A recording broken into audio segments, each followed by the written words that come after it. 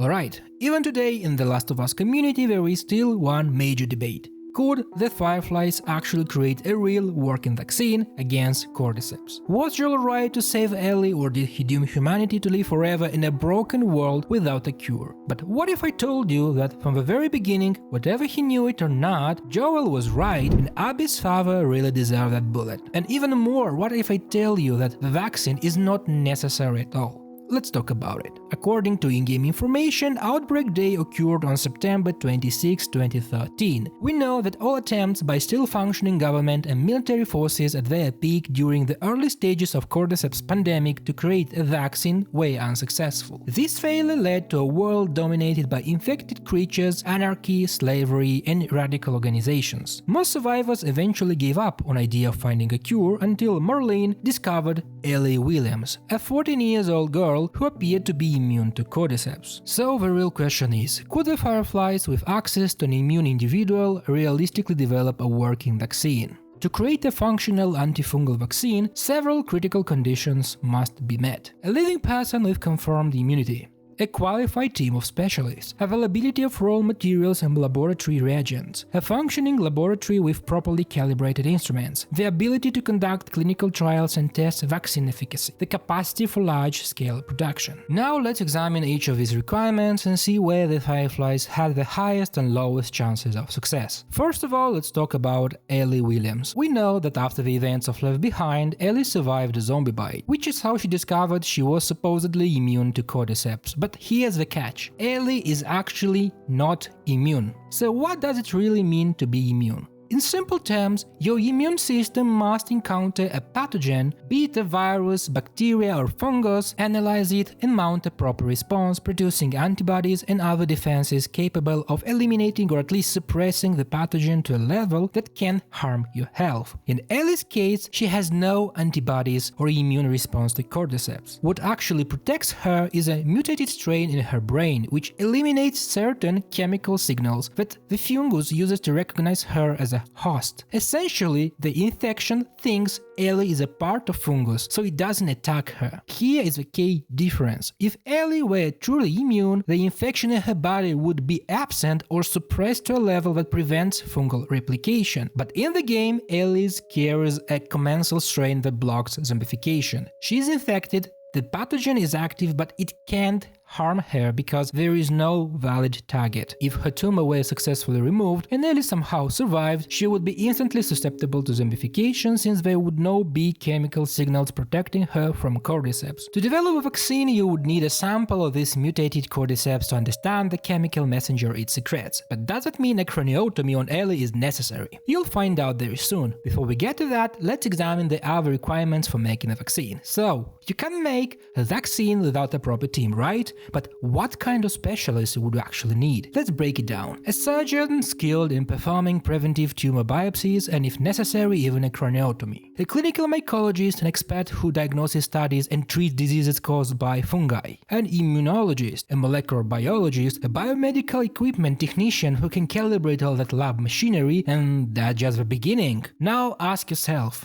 do the Fireflies in a post-apocalyptic world actually have access to such specialists? Even in real world, people capable of researching and treating fungal infections, clinical and medical mycologists are extremely rare. In the US and Canada, there are probably only a few hundreds of them working in hospitals, labs and research institutes. How many of those would realistically survive 20 years after an outbreak? And what about Jerry Anderson, Abby's father? In both games, he's presented as the leader of medical and research team. We know he has a Bachelor of Science in Biology and continued his medical training probably in general surgery. But is he truly qualified to develop a vaccine on his own? The short answer is of course no. Movies and TV often turns doctor into universal super specialists who can do literally anything. House, for example, shows doctor taking and performing blood tests themselves, doing CT and MRI scans, issuing morphological diagnoses, all of which is nonsense. In real life, a surgeon's skills are limited to their specialty. You'll be surprised, but many surgeons can even read a basic EKG. Could Jerry Anderson have studied the necessary literature over the past 20 years to become qualified to make a vaccine?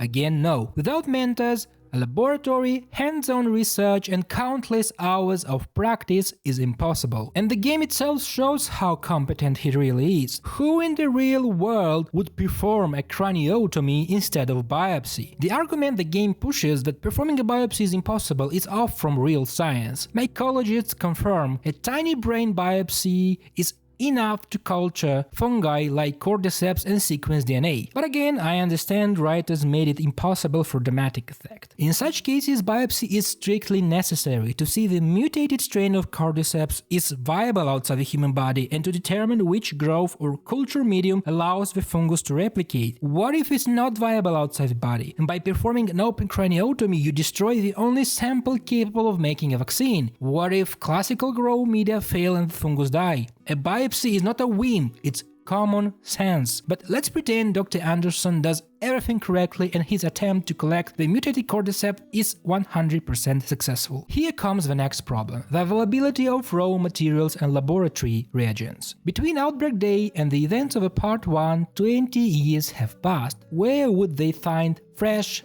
functional reagents for a vaccine? And not just that, what about working drugs? For example, the shelf life of TLOU is about 3 years. Dry form of antibiotics lasts no more than 4 years, and that's before even considering reagents and chemical needed for vaccine development. Enzymes like Taq polymerase used in molecular biology have shelf life of 1 to 3 years and only if stored in a specialized freezer at -20. In reality, if a similar apocalyptic scenario ever happened, zombie probably wouldn't be humanity's biggest problem. The real problem would be the collapse of pharmaceutical supply chain. People with psychiatric disorders, hypertension, hypercoagulability conditions or diabetes would be doomed without regular medication. And that's not even mentioning bacterial infections in a world without access to industrial-scale, high-quality antibiotics, especially in a world that would almost certainly be full of antibiotic-resistant strain of bacteria. At that point, I'm not even sure what would wipe out humanity first, Cordyceps or Staphylococcus. Even if we assume that Fireflies somehow have all necessary reagents, another problem arises.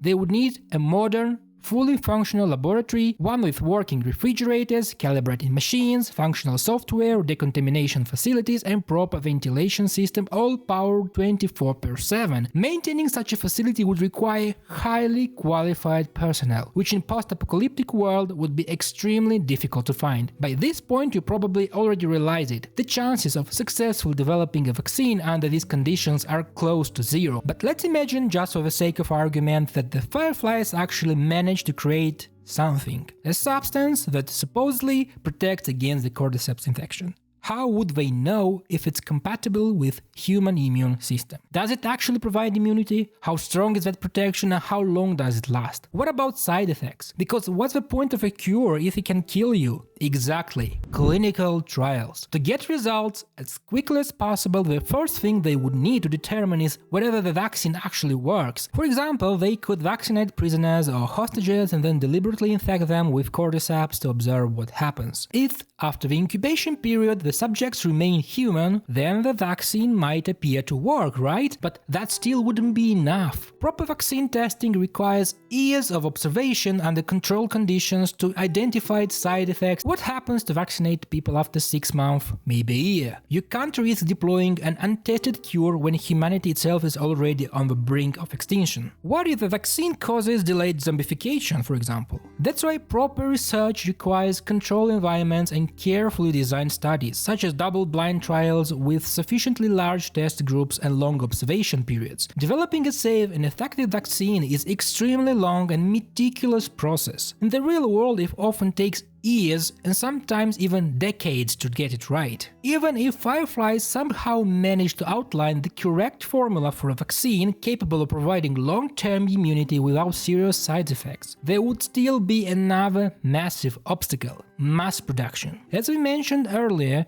20 years have passed since Outbreak Day. The factories that once supplied the raw materials for vaccine production are not only shut down, they were also scattered across the entire United States. And that's already the best case scenario. What if one of the critical reagents required for production was manufactured only in Europe or China? Mass production of that scale is simply beyond the capabilities of small militant group like the Fireflies. And judging by the events of both games, even the remaining government authorities would struggle with such task. So let's summarize what we actually have. We have a group of people with extremely limited competence, resources and infrastructure to develop a vaccine. The leader of research team, Jerry Anderson, is arrayed against both common sense and basic medical ethics to open the school of a 14-year-old girl. He risked not only killing an innocent child, but also potentially destroying the only mutated Cordyceps strain that might provide useful information for a cure. But even more importantly, a cure for what kind of world? The main disease in the world of Last of Us isn't Cordyceps, is humanity's disunity. Even if a vaccine existed that could cover the entire surviving population, this civilization would still be collapsing. What's the point of immunity if a zombie can simply tear open your artery and you'll die from bleeding? What's the point of immunity if you can still be captured and sold into slavery, like the groups operating in California, or worse, end up as hostage in a cannibal community? And this is something Joel Miller understood perfectly. Even though he wasn't a biologist, he knew exactly who the Fireflies are. He knew there was no unified world left to save, and he knew that if they somehow managed to create a vaccine, it would mostly likely become a political weapon used to blackmail governments and provoke new wars between fractions such as the Washington Liberation Front. After seeing what life in Jackson could look like, Joel realized something crucial. A vaccine was not the way out. Ellie Williams sacrificing herself would most likely change nothing. So in the end, Joel did the only thing he believed was truly right. He gave Ellie something she had never had before, even if only for a limited time. A real life, a life of love, friends and family. Something that Abby Anderson, blinded by revenge and Firefly ideology, eventually took away from her. Bye.